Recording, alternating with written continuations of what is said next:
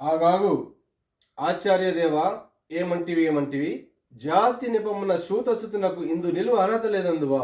ఎంత మాట. ఇది క్షాత్ర పరీక్షే కాని క్షత్రియ పరీక్ష కాదే. కాదు, కాకూడదు. ఇది కుల పరీక్ష అందువా. నీ తండ్రి భరద్వాజుని జననమెట్టిది, అతి జుగుప్సాకరమైన నీ సంభవం ఎట్టిది. మట్టి కుండలో పుట్టితివి కదా, నీది ఏ కులము. అంత ఏల అస్మత్ పితామహుడు కురుకుల వృద్ధుడైన ఈ శాంతనవుడు శివసముద్రుని భార్య గంగాగర్భమును జనించలేదా. ఈయనదే కులము. నాతో చెప్పింతిరేమయ్యా. మా వంశమునకు మూల పురుషులకు వశిష్ఠుడు దేవవైశ్యకు ఊర్వశీపుత్రుడు కాడా.